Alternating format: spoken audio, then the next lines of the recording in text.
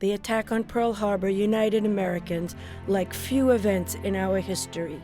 Fierce debates over whether the U.S. should join the Allies in World War II gave way to a steel resolve to defeat Nazi Germany and Imperial Japan. It soon became clear, however, that the United States was far from ready for war. The Army, the Navy, the Marine Corps only had a fraction of the manpower needed to fight on two fronts. The weapons and machinery were old and obsolete.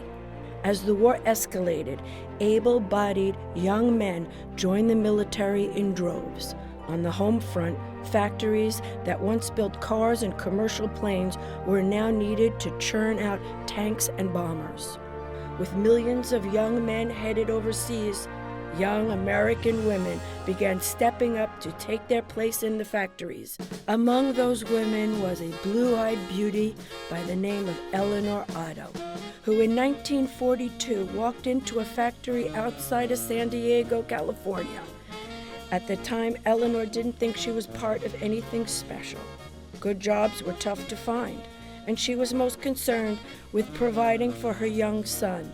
Making 65 cents an hour assembling airplanes, Elinor earned a reputation as one of the fastest riveters on the line.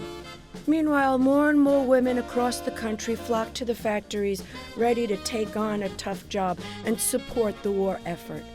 Soon they earned themselves a nickname, Rosie the Riveter.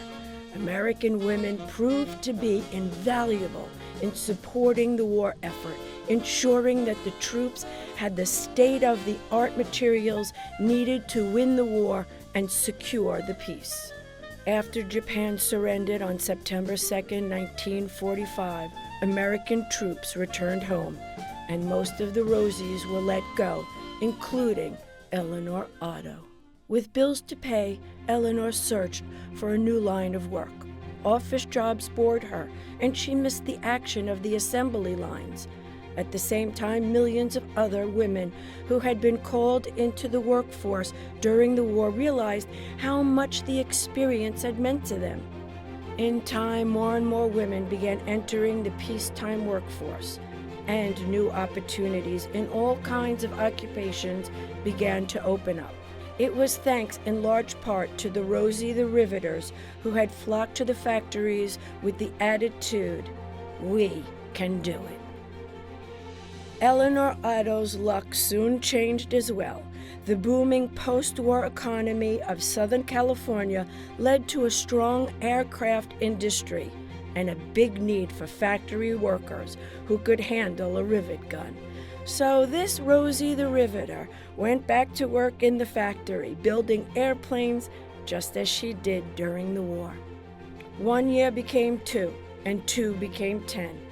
And 72 years later, that blue-eyed beauty who first stepped on the assembly line in 1942 was still at it, working as a riveter at a C-17 plant in Long Beach, California.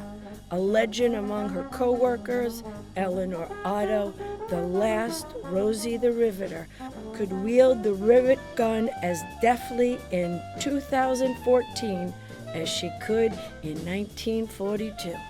In the decades since World War II, Rosie the Riveter has grown into a symbol of the nation's ability to come together to win a war, and an icon for women in the workforce, continuing to prove that they could do it.